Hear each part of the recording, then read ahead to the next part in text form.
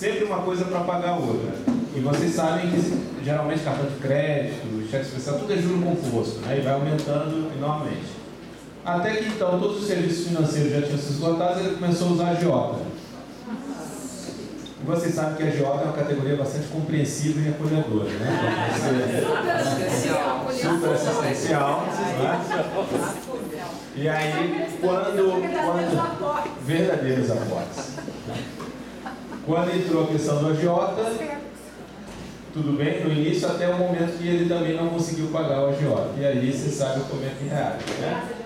O caso que eu acompanhei, lá pelas tantas, numa determinada noite, o agiota liga para a casa dessa pessoa e fala: olha, se não pagar, vai amanhecer cheio de azeitona. Azeitona, bala, né? Toda bala, e vai virar presunto com azeitona. E calhou da mulher na hora atender a extensão. Ela foi também atender e ela ouviu todo o processo. E aí foi um problemão, um drama. Tivemos que entrar na história. Eu sei que a pessoa não queria falar quem era o agiota, coisa toda. Eu entrei para ajudar a família. E aí a mulher mais ou menos desconfiava quem poderia saber quem era o agiota, quem indicou o agiota, era um amigo dele, lá no Rio de Janeiro, em São Gonçalo, que é uma região bem complicada para quem conhece o Rio de Janeiro. Né? E, bom, você estava por Niterói, né? Então lá para aqueles lados. E aí, a gente conseguiu chegar lá ele indicou, o agiota era um funcionário público no centro do Rio de Janeiro, do Ministério da Saúde. E aí, só que ele fazia, na verdade, essa pessoa era uma dentro de um esquema, né? Não era o peixe pequeno. O peixe grande não aparece. Vocês veem que está dentro do Ministério da Saúde, funcionalismo público. E aí, nós entramos em contato, eu levantei algumas informações sobre esse agiota e eu fui lá. Primeiro eu tive que conseguir por lá a segurança do Ministério da Saúde para poder chegar na sala do cara, consegui. Ele não estava. Aí, gente, parece daquelas coisas de filme, né? Vai o xerife procurar, vai naqueles bares assim, né? Fulano tá aí? Não sei o quê. Foi isso. E eu vivenciei isso. Me indicaram onde era o bar que o cara frequentava, né? Aí cheguei lá no bar, no centro do Rio, bem aqueles estilos de filme de investigação, né? Aí eu queria falar com fulano. Aí o garçom já me olhando, sempre tem um garçom que está envolvido, né? E o garçom estava, o garçom era o dono do bar, lá que estava, e o cara também fazia parte do esquema, olha só. Né? Ele estava atendendo, mas ele era o dono do bar. E ele fazia parte do esquema. E aí ele perguntou: mas o que você quer com fulano? Não, uma questão aí, pessoal e tal. Fala que aí eu dei o meu nome, mas estou procurando ele. Eu também fiz aquelas caras de mal e tal. Também. Eu sabia. Aí consegui que marcar com o cara, de falar com o cara. Aí marcamos e tal. Aí eu falei: estou representando aqui a família e tal, porque eu era da família, mas não falei quem eu era exatamente. Estou aqui representando a família e eu quero que a gente finalizar esse processo. Aí, tudo bem, olha, então eu vou conseguir levantar aí, a gente vai trazer e olha, é para você sumir, não contacta mais o fulano. Beleza, aí no final eu perguntei: e a sua filha fulano, como é que está? Eu sabia o nome, né? O cara ficou branco, né?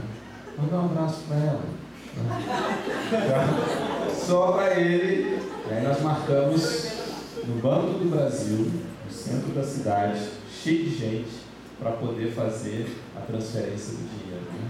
Você pagou tudo? Não, eu não paguei. Mas a pessoa que ia arrumar, todo o valor. Pegou o dinheiro, ela era lá do Banco do Brasil, ela entrou na fila, era cliente do Banco do Brasil. Aí eu entrei atrás dela, né? E a gente falava como se não estivesse falando um com o outro, né? Fulano tá ali, não sei o quê, e um olhando para lá, outro para cá. Até que ele tirou lá, na época era uma quantia enorme, mas era, sabe, tipo uma maleta de dinheiro, foi para trás de uma pilastra e eu e ele conferindo lá, até que o cara lá esperando. Aí o cara esperando num sofá dentro do Banco do Brasil, aí eu sentei com ele, cheguei lá, passei o dinheiro, coisa de filme, aquelas coisas que vocês veem em filme, e aí ele contou tudo, beleza. nunca mais resolvemos aquele problema. Mas eu quero dizer isso, simplesmente uma pessoa que tinha mega desorganização. Não tinha bebida, não tinha droga, não tinha nada, mas a mega desorganização, olha que nível chegou. Podendo, inclusive, morrer em função disso. Né? Depois, a coisa melhorou. Depois a coisa melhorou. Pelo menos assim. Até hoje, você sabe que geralmente são compulsivos, né? Sempre se dividem. Mas pelo menos hoje não tem problema de agiota. Isso acabou. Daquele dia em diante nunca mais teve. Então isso aí ajudou. Isso é um exemplo também de assistência de destino. Está sendo ótimo que eu estou com vocês aqui, eu estou lembrando várias situações também que a gente ainda lembra. Doação, avaliar se deve, quando e para quem doar somos financeiras. Lembrando que nem sempre você fazer uma doação pode ser positivo. Tá? É aquilo que a gente fala, às vezes a melhor assistência é não fazer assistência. Pode ser paradoxal, né? Mas isso seria uma omissão superavitária. Então é importante olhar. Doença demorada, suportar ou resistir aos transtornos de doenças crônicas, também é uma condição que pode exigir aí assistência de destino. Dupla, constituir dupla evolutiva, uma decisão séria, né, que tem que ser levada então em consideração também. Ver o perfil, adequação. Encontros de destino, promover a junção de pessoas com um impacto existencial.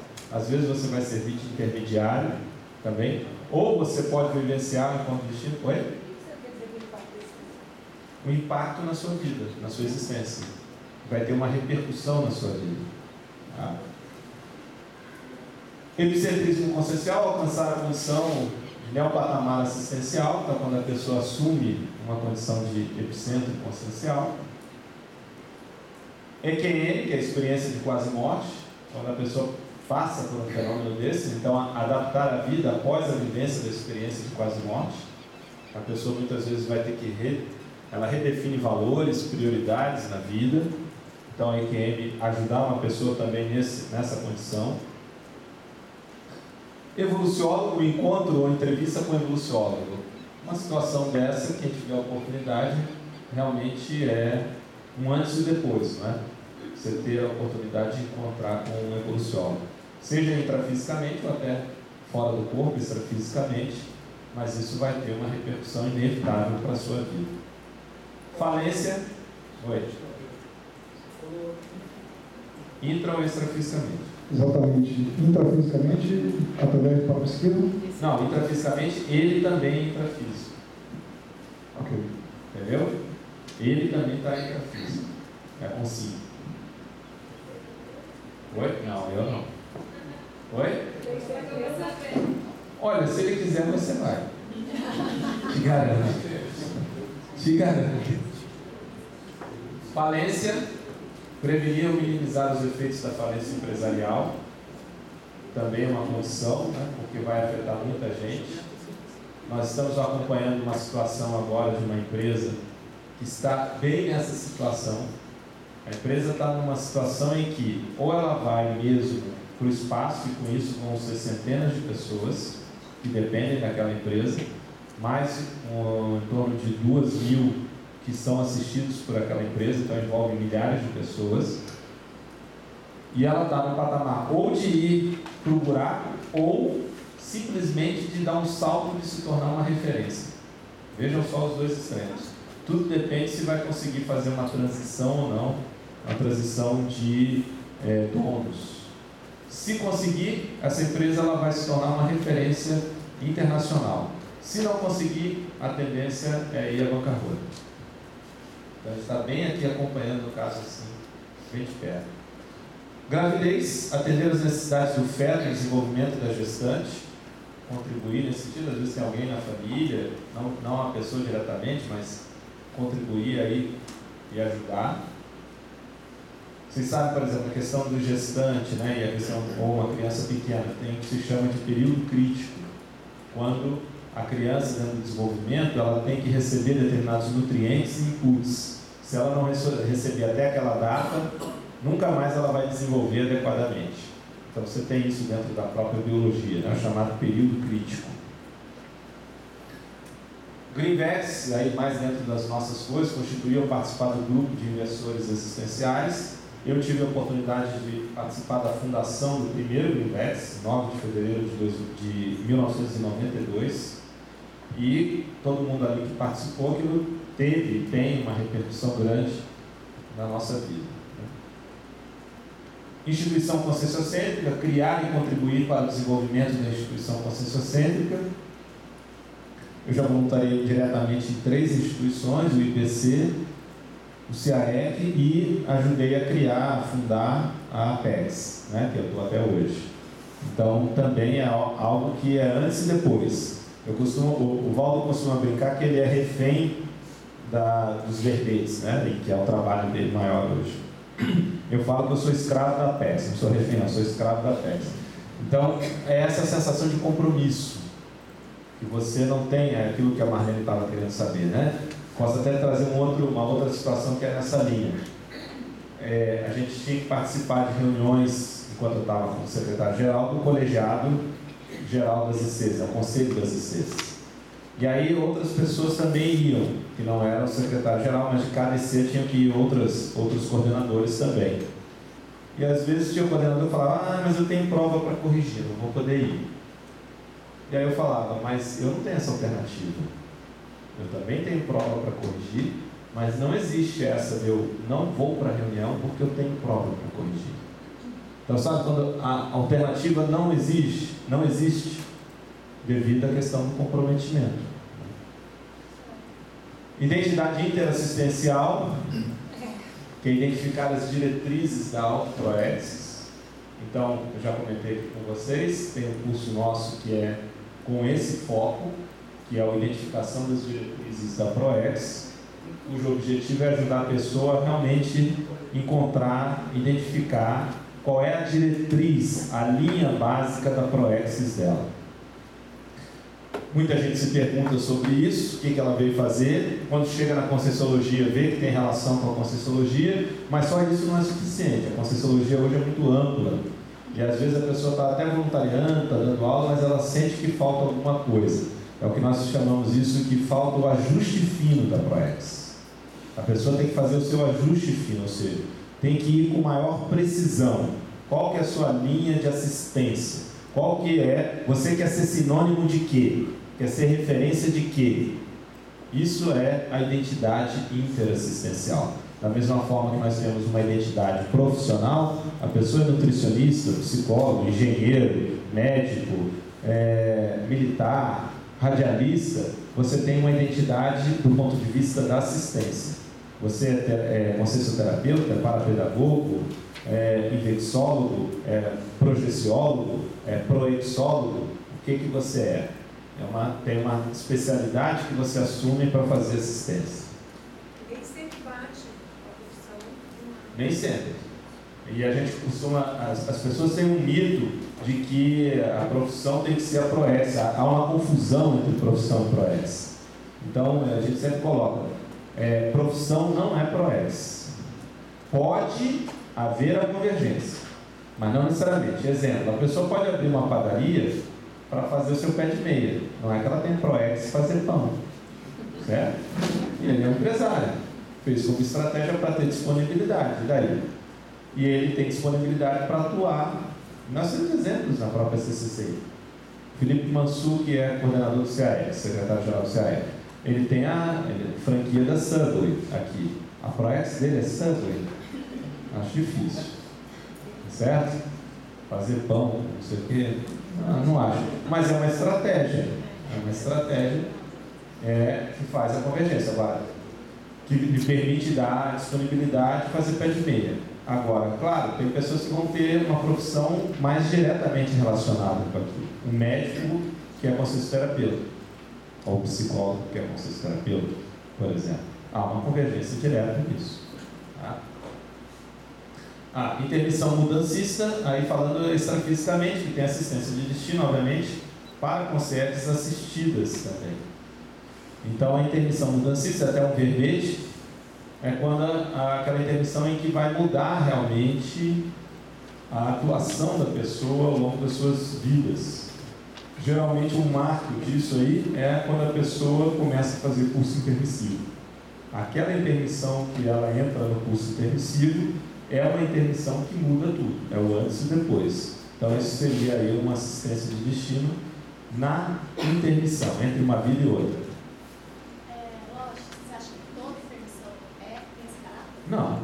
Não, isso que eu estou falando, quando passa pelo curso intermissivo. Então, é todo curso, desculpa, porque errado. Todo. Sim. Quando passa vai ter um grau, sim. Com certeza. Com certeza.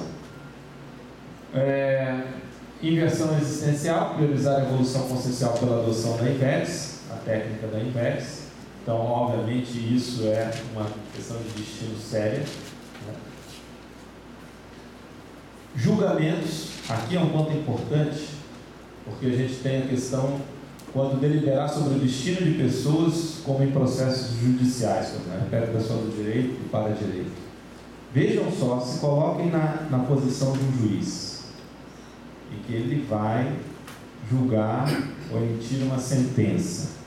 Ele está atuando diretamente no destino daquelas pessoas. Diretamente. Então, olha a responsabilidade disso. E o erro, então, vocês viram aqui uma boa parte que participou do balanço, o filme, né, aquela condenação, em que votaram a favor da condenação de um inocente. E só 18 anos depois é que ele vai ser liberado. Quer dizer, aquilo baseado em fatos reais. Olha a responsabilidade, gente. Vocês acham que aquilo ali vai ser limpado numa única vida? Com certeza não. Então, ter o discernimento para poder tomar decisão nesse nível. Olha o grau de responsabilidade e atuação de destino. E quando tem conflito? Por exemplo, até direito familiar, né? A questão direito de família, a questão de partilha de bens. Isso pode ser um enrosco só. Guarda de filhos. Olha só, a questão de guarda de filhos, a decisão que está sendo tomada, com quem vai ficar. Gente, muitas vezes é uma mutilação emocional, né? Muito séria. Então, a responsabilidade disso... Só que esse tema me interessa em especial, porque eu trabalho com coisa do gênero, né? Eu trabalho com investigação financeira. A trabalho que eu faço tipo, entre aspas, de promotoria. Assim, a dúvida que eu tenho no caso, por exemplo, do juiz. No caso ali do filme, por exemplo, do juiz, que todos os indícios mostravam numa forma cabal que ele era o assassino. Né? Tinha testemunhas, tinha uma série de provas que eram convergentes e eram bem concatenadas, que a gente fala. Né? Nesse caso, é possível dizer que teria uma questão de interprisão se formando como... Não, você sempre tem que olhar os atenuantes e agravantes também. Tá? Então você tem que olhar uma série de fatores. Ali tem o atenuante de quem julgou, porque aquela policial ela forçou as testemunhas. Então, nesse caso aí, você não pode também responsabilizar os julgadores, o júri, totalmente por essa sentença. Porque eles tiveram indícios falsos, né? Testemunhos falsos. Então, aí já tem um atenuante. E outra coisa também que eu fico na dúvida, assim, às vezes você pega alguns casos que assim, é quase certo que tem um ilícito ali, mas você não pode dizer com 100% de certeza, só uns 95% de certeza. Aí você pensa em ir pela lógica de, né, na dúvida, se abster, né? Mas aí fica também uma coisa assim, na dúvida abstém-se, porém, eu posso também estar contribuindo com uma cultura de impunidade. Entendeu? Pode. Você está num dilema. Perfeito. Uma situação crítica. Agora, qual que é a sua questão em cima disso? Não, é. Desabafo. E não estamos altos, não estamos. Mais ou menos, né? Pois é, esse aí eu tô falando por isso que É. Mas, tem os indícios e não tem a prova. você se depara com esse tipo de situação, é isso? Sim, sim. Potencialmente me deparo. Assim. Então, aí você tem que ver realmente se você não eu pode... monto a acusação. Oi? Eu monto a acusação. Não é administrativo. Ah. Então, mas aí você pode colocar o seguinte: você está trabalhando na instância do verossímil, certo? Você não pode afirmar totalmente, mas é bastante verossímil. Então, você tem que expor isso. Quer dizer, há uns 5% ali que pode realmente ser que não tem nada. Então, na sua argumentação, você tem que mostrar isso. Até porque não é você que julga, mas você é um fornecedor da informação para o julgamento.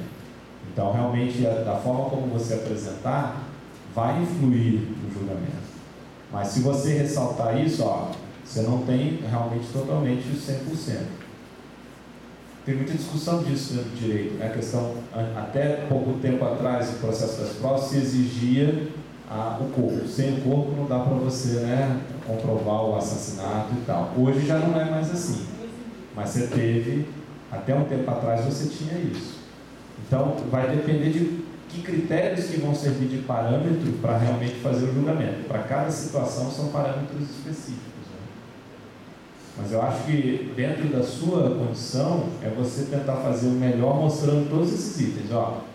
Há uma grande probabilidade de mostrar os fatores, fazer com que a própria pessoa que está lendo ela chegue à mesma conclusão.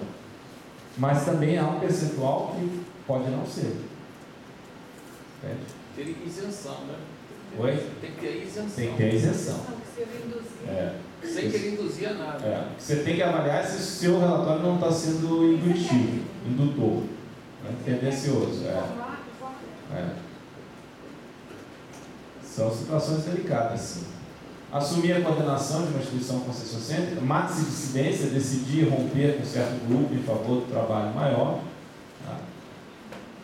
Mega GESCOM, planejar, produzir e concluir obra-prima pessoal. Também isso vai entrar, por exemplo, a gente tem hoje dentro da Conscienciologia o serviço de autorado, de assistência nesse sentido. Migração, deslocar moradia dentro do próprio país ou em âmbito internacional. Também a gente vai ver condição dessa. A gente falou lá do assentamento, do acolhimento, mas ajudar em condição de migração também é um processo de assistência de destino. Mini-incidência, buscar recuperar o mini-incidente. Também tem que tomar muito cuidado com isso, para não entrar numa condição de fanatismo. A pessoa, você tem que dar o espaço da pessoa, se ela quiser se afastar, e respeitar isso. Mas também estar ali atenta ou disponível para caso ela queira retomar, você poder auxiliar. Max Moretti é a moratória existencial a maior. É quando a pessoa ganha uma sobrevida. Ela iria viver 70 anos e vive mais 30, vive 100 anos. Ela ganhou uma Max Moretti. Então, os amparadores propiciaram isso, estender a vida para extrapolar as metas proéxicas planejadas. Mini Moretti, estender a vida para alcançar as metas proéxicas planejadas. Quando então ela completou os 70 anos, mas ficou faltando ainda 20%, e ela ganha uma sobrevida para tentar completar os 100%. E aí nós temos aí vários tipos de mudança. Uma mudança alimentar, gente, pode ser um processo de destino também, tá? Porque aquilo vai repercutir na vida da pessoa, às vezes até da sobrevivência mesmo dela. Mudança das diretrizes do mecanismo, a gente pode trazer aqui o caso que o Valdo sempre comentou, de que iria ressomar na China, e muitos de nós iríamos ressomar na China, renascer na China na próxima vida, e recentemente ele falou que o processo mudou. As coisas na China andaram mais do que se previa, se anteciparam algumas coisas, então que não vai mais a necessidade, pelo menos no momento, de renascer na China possivelmente sendo o renascimento na África. Isso é uma mudança no maxi-mecanismo, né? Pelo menos as diretrizes. Mudança kármica, estágio do curso kármico, a pessoa de vitimização, passar para uma outra condição, para libertação. Então a gente tem aí vários pontos, né, nesses estágios kármicos, quando a pessoa passa de um estágio para o outro. Mudança de estilo de vida, então contribuir, auxiliar alguém ou receber assistência na hora que você quer mudar no estilo de vida, uma forma de gerir a vida. Mudança de faixa etária, tem pessoas que não se adaptam a novas etapas da vida em função da faixa etária, então vocês vão encontrar aquele adultescente, já viram o adultescente? É o adulto adolescente.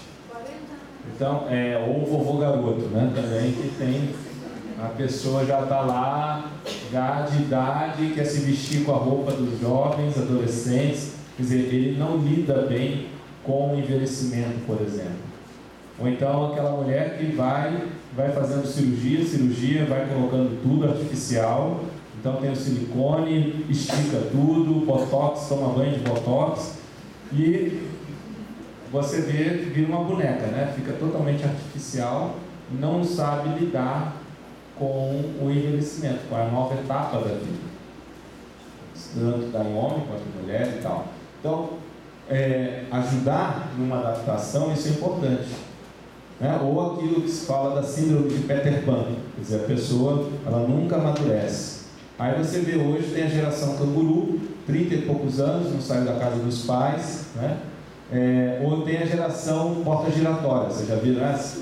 A geração porta giratória é a pessoa que saiu da casa dos pais e depois ela volta, igual a porta giratória. Então ela vai e volta para a casa dos pais, né? Mas fala que é a síndrome da porta giratória. Hoje a psicologia usa isso. Então veja, tem que se adaptar a essa realidade, a etapa da vida, porque quando não passa, não faz essas transições, algumas coisas começam a ficar emperradas também na vida. A pessoa às vezes não associa diretamente, mas algumas coisas não dão porque até o holopensene ele não se desenvolveu dentro de uma nova condição. Então é muito importante também ficar bem claro isso e fazer as mudanças que têm que ser feitas. Mudança de patamar evolutivo, por exemplo, a pessoa se tornar desperto. Isso é uma mudança de patamar evolutivo. Se tornar uma semiconsciência é uma mudança de patamar evolutivo. Segundo o professor Valdair, recentemente falou que é possível, dependendo da condição da pessoa, chegar na dispersidade em 3 anos. Então isso é uma mudança de patamar evolutivo, né? Pois não.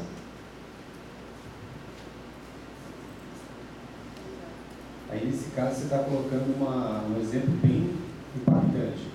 Mas uma pessoa que não faz TENEPS e passa a fazer TENEPS também é uma mudança de patamar evolutivo. Pode considerar, está dentro da escala TENEPS. A partir daí é que ela pode chegar a ser um desperto. Pode, mas... o próprio centrismo consciencial também. Pode, todos esses. Com certeza. Mudança de rotina também. Isso, obviamente, representa uma mudança grande na vida da pessoa. Mudança de status social. Então, não sei se está certo a minha lista, tá, né? Por exemplo, a pessoa... Você sabe que tem muita gente que tem problema quando tinha uma classe, estava numa classe social e quando ela muda para uma nova classe, né? Você vê isso, muito problemas com jogadores de futebol, com artistas que enriqueceram muito rápido, junto com fama, e não foram preparados para isso. Então isso pode gerar uma série de problemas. Um aí que a gente acompanha muito é aquele jogador Adriano, sabe, Adriano, que foi do Flamengo, chamado Imperador. Ele tem muitos problemas com isso. Volta e meia você vê a declaração dele falando: eu sou da favela, ele faz questão. Você vê que ele não consegue lidar com isso. Ele foi para a Europa, mas ele o tempo todo ressalta a questão dele da favela, que ele não saiu da favela e tal. Então não foi trabalhado, ele não foi preparado para a fama nem para o dinheiro. Ganhou o título de jogador, foi para a Europa, ganhou dinheiro. E se perdeu ao alcoolismo, a coisa toda. Sobre mudança de patamar evolutivo, o verbete de ontem, né? do professor Walter foi auto-mega transposição, que tem uma lista de crescendo assim, né? Crescendo. De um para outro. Perfeito. Perfeito. Bem colocado, bem lembrado. Mudança empregatícia, então, de um emprego para o outro, também. Isso pode representar, né, uma virada na vida da pessoa, dependendo da... Aqui não é dentro da área profissional, mas não é a mudança da profissão em si, mas do emprego que a pessoa tem. Mudança escolar também pode ter impacto grande na vida da pessoa. Quem teve aí, porque você às vezes corta, né, determinadas relações sociais, adquire novas. Então tudo isso influi, né, na formação das amizades, do círculo de amizades. Mudança no horário de sono. Parece uma coisa simples, mas também afeta muito a vida da pessoa, pode afetar muito a vida da pessoa. Mudança profissional, a gente já abordou um pouco esse tema também, quer dizer, todo tipo de mudança geralmente vai ter um impacto significativo na nossa vida. Então a gente pode considerar aí todos esses pontos. Residencial, a gente já falou, nascimento de criança na família. Não necessariamente um filho diretamente, mas às vezes um sobrinho. E isso pode trazer mudanças no comportamento das pessoas, na prioridade das pessoas, até mesmo no estado emocional das pessoas. Eu vi isso de um sobrinho meu que nasceu, como ajudou até, inclusive, na família em relação aos meus pais, pai, mãe. Tudo isso ajudou bastante, porque trouxe ali eles que estavam meio na síndrome do ninho vazio, através lá da minha irmã, isso contribuiu diretamente para eles. Nascimento de filho, obviamente, isso traz um impacto, principalmente dependendo da condição, se é gravidez precoce, né? Se é gestação precoce, se é já adiantado, quer dizer, tudo isso depende muito também se é produção independente ou não, como é que vai afetar a vida da pessoa. Isso aqui, por exemplo, dependendo da faixa etária, pode adiar determinados planos, pode antecipar outros. Então a gente tem que levar em consideração também, a gravidez na adolescência vai ter um impacto maior ali para a vida da mãe, por exemplo. OFIEX, Oficina Extrafísica, alcançar a instalação da OFIEX. É um outro patamar de assistência, quando profissionaliza ainda mais a assistência. Consciência livre, que é encontrar ou vivenciar a experiência com a consciência livre, aí já é um patamar maior, né? Totalmente extrafísico. Para visita interplanetária, aquela condição da pessoa fora do corpo visitar outros planetas. A pessoa nunca mais volta mesmo, né? Com uma experiência dessa. Isso pode ser feito tanto se projetando ou durante uma intermissão entre uma vida e outra. Partilha de bens, a gente já comentou isso. Isso pode ser um problemão na família, gente, porque a família pode entrar totalmente em conflito em função da partilha de bens. Eu acompanhei no final do ano passado, quer dizer, tomei ciência de uma pessoa que está num processo de partilha de bens mais ou menos há uns 20 anos, só para vocês terem uma ideia. Até agora não está resolvido. 20 anos, gente, em função disso. E está tudo parado, esse processo de partilha de bens. Você quer falar? Não? Tá. Personalidade consecutiva, descoberta da identidade pretérita. Hoje, na tertúlia, quem acompanhou teve aí a confirmação de uma personalidade consecutiva da Juliana, né? Quer dizer, quem ela foi na última vida, né? Quem acompanhou lá na tertúlia, ela estava inclusive com um livro dessa personalidade e ela inclusive colocou a personalidade no verbete de hoje, né? A gente já esperava que teria alguma coisa, né? Até pelo tema que a gente vem bastante discutindo aí, e lá o professor Valdo acabou confirmando a condição da Juliana. Então, não, mas ela mesma ela começou a estudar e trouxe alguns pontos para o Valdo, e ela mesma estava achando que era grande a probabilidade devido ao temperamento de algumas reações, e lá ele acabou resolvendo confirmar. Oi? Hã? Emily, é uma mulher. Emily Hobhouse. Emily Hobhouse. Tá? Que é justamente a Juliana.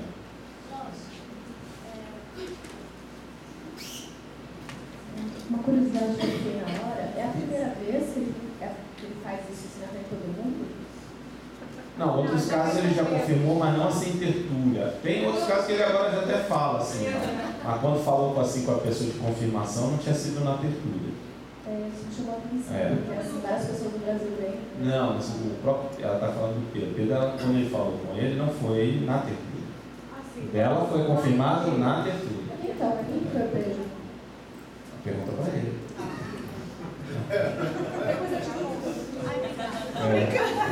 Saída pela esquerda. Saída pela direita. Vamos lá.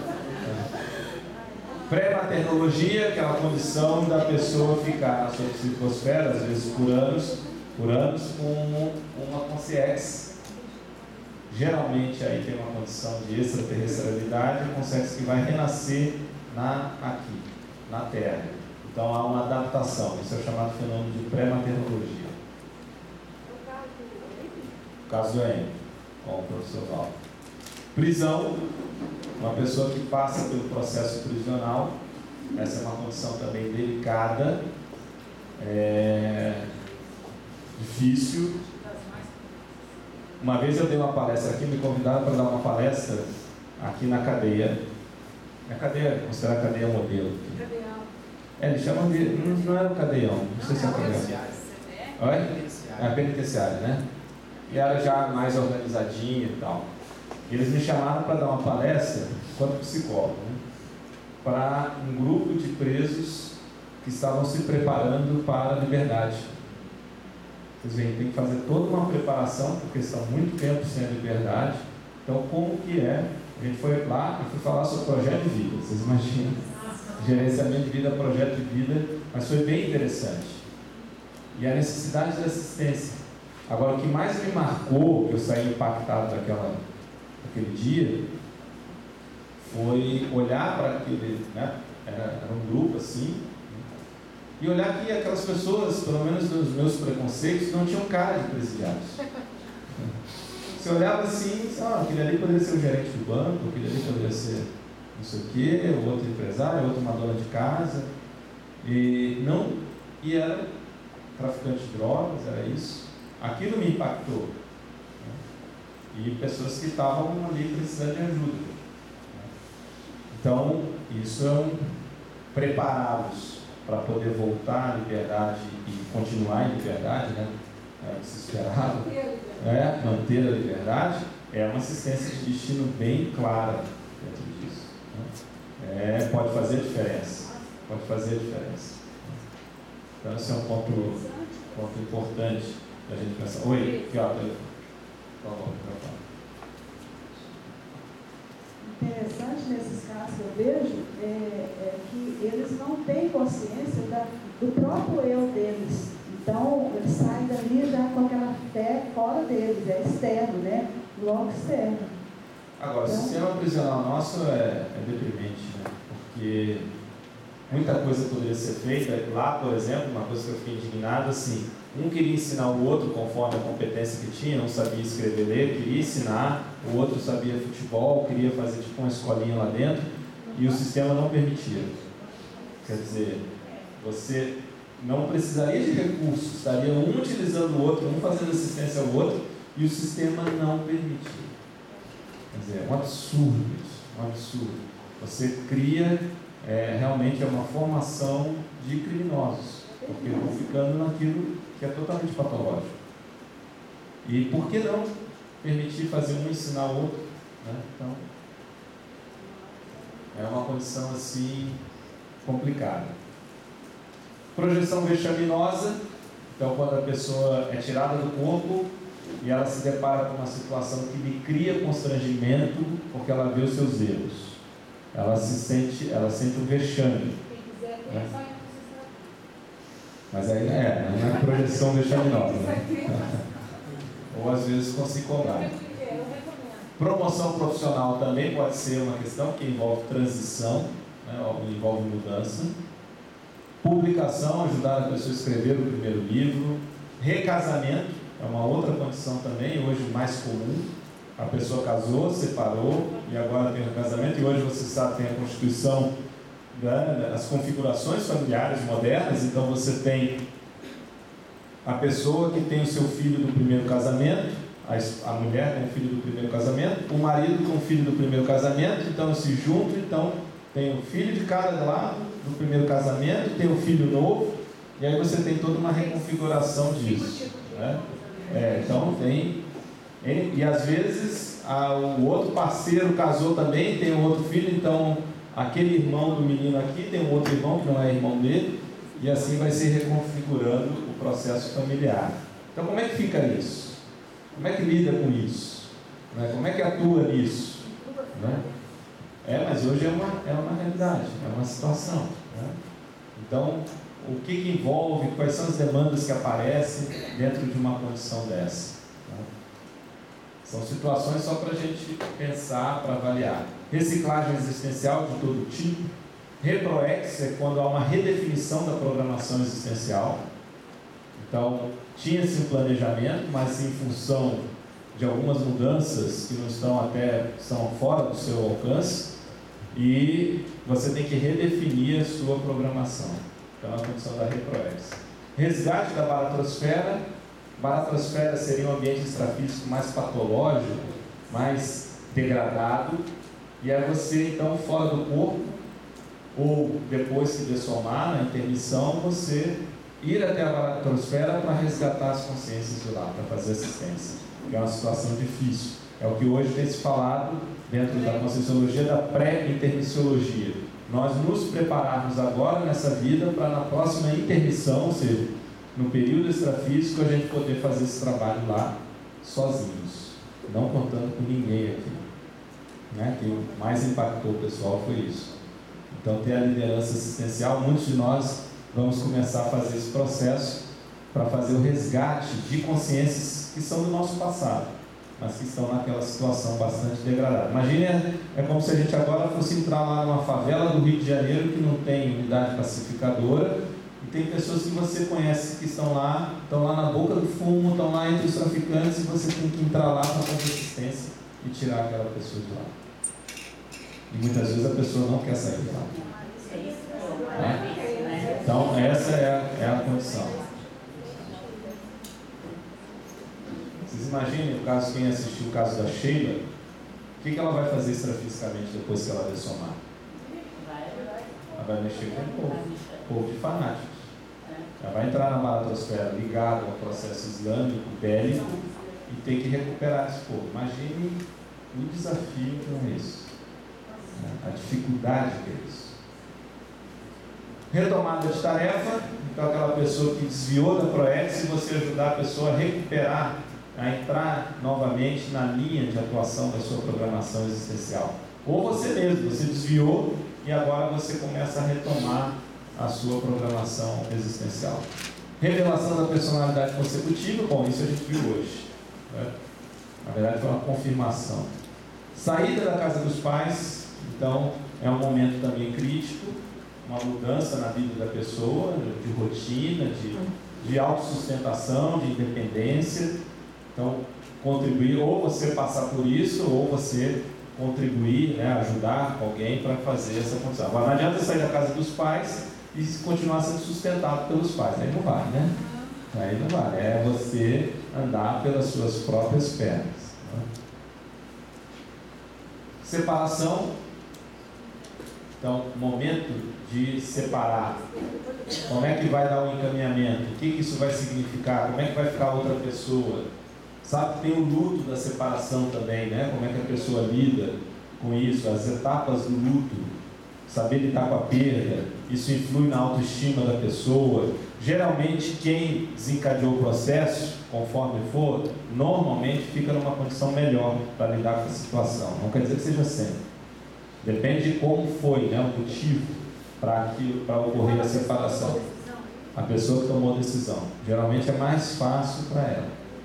Mas depende do motivo. Depende do motivo. Tá certo? Agora, existem os lutos, os estágios de luto.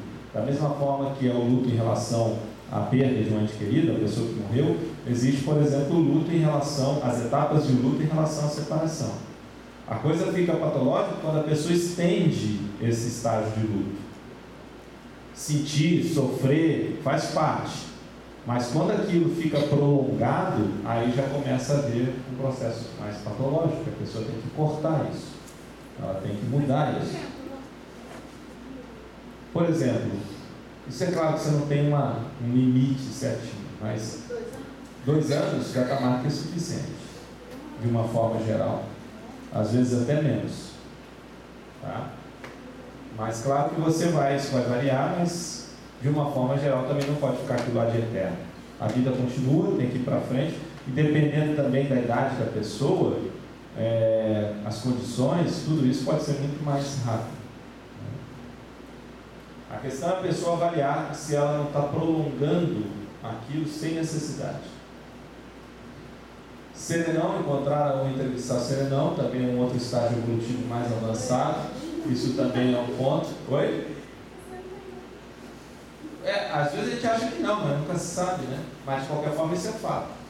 Quer dizer, pode não ser você, mas outras pessoas sim. Subsunção proexológica. O que é subsunção proexológica? Tem até um verbete sobre isso. É quando a pessoa assume o seu papel dentro de uma matrix proex, uma proex grupal. Então ela entrar e assumir a sua função dentro de uma proex de grupo, uma proex maior. Tá? Então a subsunção proexológica. Nós na PEX a gente ajuda muitas pessoas a fazer isso. TENEPS, foi colocado lá, pelo Lindomar, quer dizer, por exemplo, ajudar a pessoa a iniciar uma TENEPS. Esse é um novo patamar na vida dela, que é a tarefa energética pessoal, um outro patamar de assistência. Tornar-se docente itinerante, por exemplo, então a pessoa se torna professor, vamos pegar o caso nosso aqui de Conscienciologia, é um novo patamar na vida dela também, de assistência, de promoção de assistência e de recepção de assistência. Tornar-se docente, aqui só saiu na ordem, já é também um novo patamar. Tornar-se líder interassistencial tem a ver com aquela questão do resgate na baratrosfera, da pré-intermissiologia. Tragédia, evitação de alguém cometer um ato trágico. O exemplo que a gente viu foi com a Sheila, que eu já comentei aqui hoje. Aquela condição que, na última hora lá, que ela ia estourar as bombas do seu corpo, tudo, ela aparece o amparador, o Areg, e evita, faz com que ela desista. É o símbolo do resgate à baratrosfera. Não. Aqui, a pessoa vai cometer um ato trágico. No caso dela. Não, no caso dela, nem tanto, porque ela estava no intrafísico. Tá? A gente não está falando baratrosfera, é o processo extrafísico. Ela estava no intrafísico, claro que o ambiente extrafísico daquele correspondente ao que ela estava é baratrosfera. Mas ali não é um resgate. Ali foi uma evitação de uma tragédia que ia ser cometida. Que ela ia matar dezenas de pessoas. Né? Ela não foi resgatada. Ela foi, vamos dizer assim, assistida para não fazer aquilo. Entende? Não, uma pessoa que vai se suicidar e de repente na última hora. O Valdo até conta um exemplo que ele tinha uma tia que estava paralítica e ela, lá pela Santos, tinha um dia de Natal e ela não ia poder se encontrar com a família, ia ficar em casa, devido até o problema dela e por algum motivo não iam trazê-la e tal. E aí ele resolve ir visitar a tia. Ele vai, fica uma hora lá conversando com a tia e depois ele descobre que naquele horário ela ia se matar. E quando ele chegou, conversou com ela, ela desistiu. Então, veja que ele foi guiado pelos amparadores, nem tinha consciência do que estava acontecendo e impediu aquela situação, né? Limpou aquela situação. Pode ser, às vezes, alguma coisa também aqui de proteção. Eu tive uma experiência, até contei lá para o Jornal Globo, né? O jornal, uma matéria que saiu aqui sobre a Conscienciologia. Uma vez eu estava, na época da adolescência, lá no Rio de Janeiro, então tinha as matinês, né? Nas boates tinha as matinês para a adolescência. Aí a gente saiu, era domingo à tarde, aí acabou lá, saímos, e nessa época, quem conhece o Rio de Janeiro, tem lá o estádio do Flamengo, na Gávea, né? E tem o hipódromo do Rio.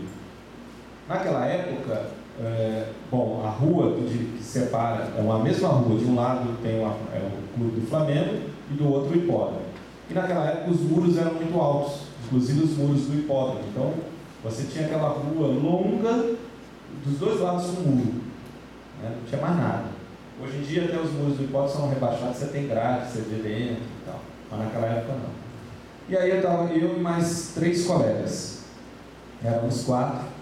Nós estávamos na Lagoa, quem conhece a Lagoa Rodrigo de Freitas, onde tinha lá a boate, saímos, né, tipo 6 horas da tarde, e entramos nessa rua que a gente ia pegar o ônibus lá na outra ponta, no bairro da Gávea. Íamos pegar o ônibus. Aí quando a gente está no meio dessa rua, que de um lado era muro, do outro era muro, nós observamos lá para onde a gente estava indo, entrando um grupo de pivetes. Aí a gente falou, pô, ferrou, vamos voltar. Quando a gente vira para voltar, outro grupo de pivetes, quando a gente veio. Já tudo planejado, eles esperavam, né, os patinhos entrarem, que aí não tinha para onde sair. E aí tinha uma rua, só tinha, dentro desse intervalão, tinha uma rua no meio, assim, né, que a gente poderia entrar. E aí a gente falou, olha, não podemos nem ir lá para onde a gente estava indo, nem para onde a gente estava voltando. Vamos tentar entrar num prédio ali, dessa rua que é no meio, né? Tentar chegar até lá para poder a gente se proteger. Mas vamos ficar todo mundo junto, daqui a pouco cada um por si, né? Correndo. Começou o desespero, começou aí um colega meu de medo travou, ficou para trás, né? Ele travou. Aí os caras pegaram ele, quem estava de trás.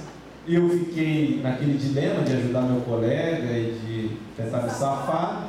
E aí eu fiquei mais ou menos diminuindo a velocidade e os outros dois não quiseram nem saber. Conseguiram entrar no prédio.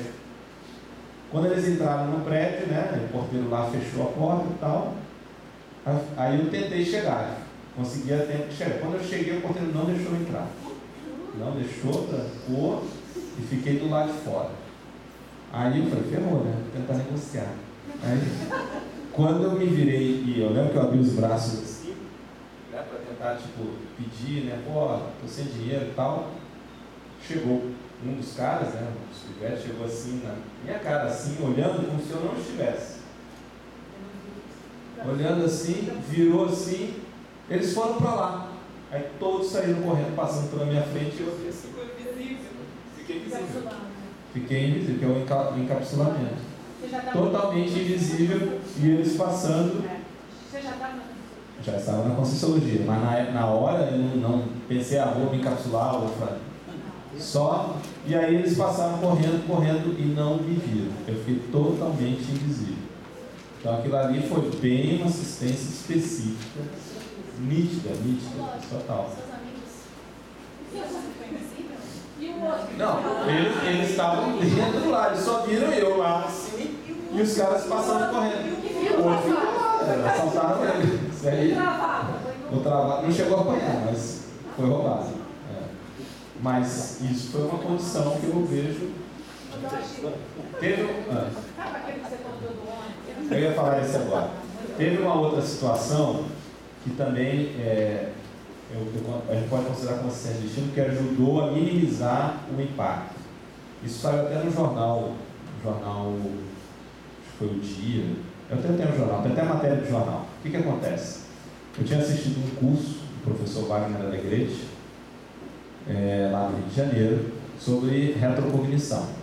Aí acabou o curso, foi jantar com ele e tal. E depois eu fui para uma livraria que tinha lá no Rio, que era Letras e Expressões, que era uma livraria que ficava 24 horas aberta. Aí eu queria, e era legal porque você podia levar, né, aquele início de Mad Store, né, que começava a ter. Eu levei, podia levar o livro para a mesa, então eu peguei vários livros, fiquei lá, fiquei até 2 horas da manhã na livraria, né, que era tipo um point assim, era bem interessante. Então você juntava livros, conversa e tal. Aí comprei um livro que falava até sobre ProEx, tem esse livro até hoje.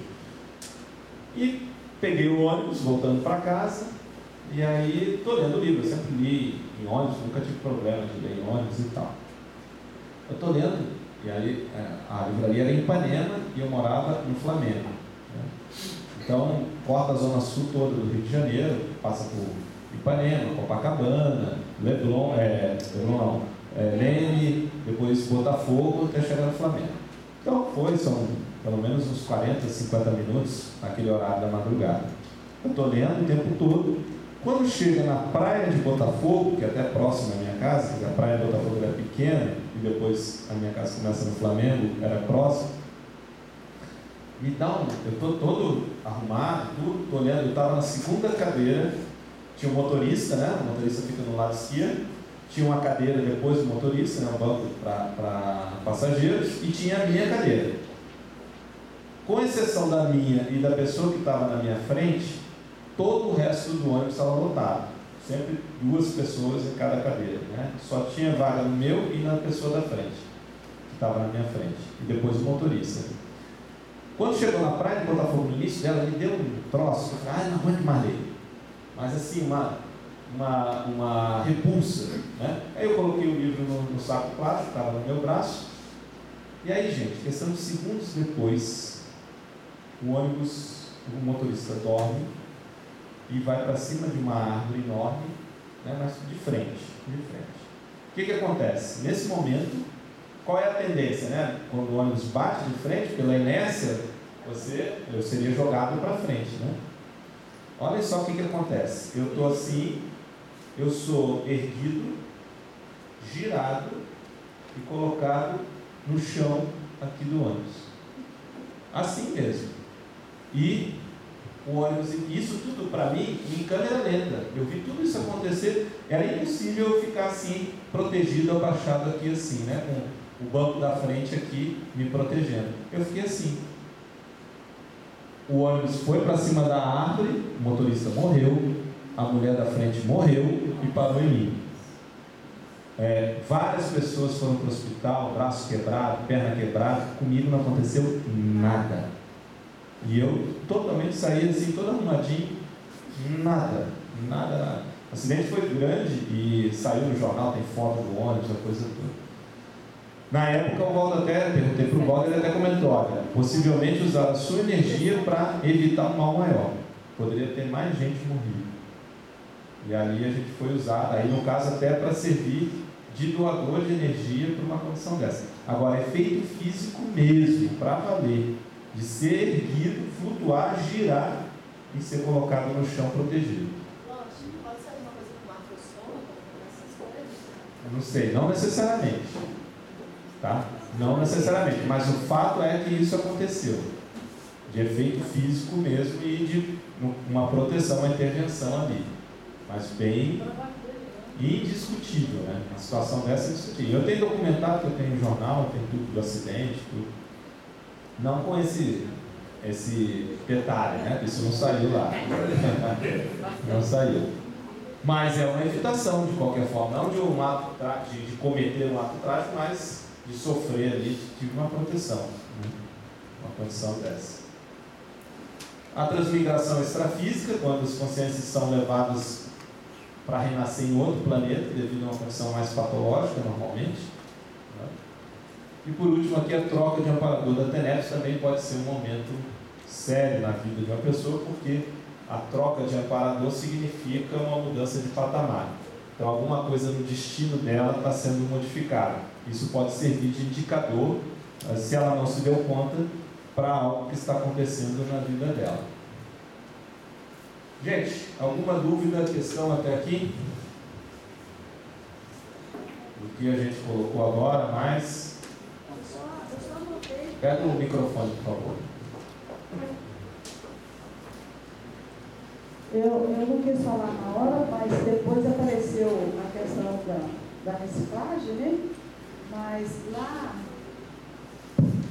lá na frente você falou em Vindex, depois não colocou o Gressex, mas é a mesma coisa, não, né? É para servir só de exemplo, né? Isso. Mas seria a mesma coisa. Tá? Oi. Pode falar. Entrando em Vindex ali, tem algum caso para ilustrar? Olha, que eu conheço, que eu me lembro, não. A gente só... o que aconteceu, que ela está lembrando, a questão não chegou a ser, né? Não, mas os amigos. Tem, não sei quem conhece aqui a Rosa Luxemburgo, que mexeu com o processo do comunismo, principalmente no início do século, né, passado. E ela, segundo o professor Walter, foi recente, a gente acompanhou, mais ou menos agosto do ano passado, né? Ela apareceu para o professor Walter pedindo para que ela não fosse levada. Ou seja, amigos dela, pessoas mais ligadas, tinham sido transmigrados. E ela acabou não sendo transmigrada. Né? Não que o professor Walter tivesse a decisão, decidir quem fosse ou não. Mas ele colocou, só de você já estar aqui solicitando isso, significa que você não vai ser transmigrado. Isso foi em agosto do ano passado. Oi? Final. Foi final, né? Ah, não, foi início? 3 de agosto. 3 de agosto. Tá? Então é isso. O Hitler, Mussolini também tem. Possivelmente já foi. Possivelmente. Né? Bom, aqui a ideia de trazer esses pontos todos é para vocês começarem a se apropriar mais dessas situações que podem envolver uma mudança crítica, né, grande na vida de uma pessoa. Isso pode ser tanto para promover quanto para impedir. Tá? Agora, o que eu queria que vocês fizessem? Vocês vão ter alguns minutos para isso. Eu queria que vocês pegassem o verbete de vocês, aporte existencial. Tá? Eu queria que vocês pegassem esse verbete. E eu vou pedir o seguinte. Vocês não vão ler todo o verbete, mas para a gente poder fazer uma discussão. Eu queria que vocês lessem a definição, tá? A definição. E lessem na página 10 toda essa casuística aqui, ó. Nós temos a casuística 1, depois a casuística 2, tá? Na página 10. Depois, na página 11 em diante, a taxologia. Tá? Então, vocês vão ler a definição, que está logo lá na primeira página, que é a página 7. Depois, a página 10, que é a casuística, então é toda a página 10, né? Casuística 1, casuística 2, e a taxologia, que envolve, são 100 itens da taxologia. Tá? Eu vou dar então alguns minutos para vocês, pedir que vocês podem anotar e tal, ler esses trechos, para que depois a gente possa discutir aqui sobre essa condição do verbete.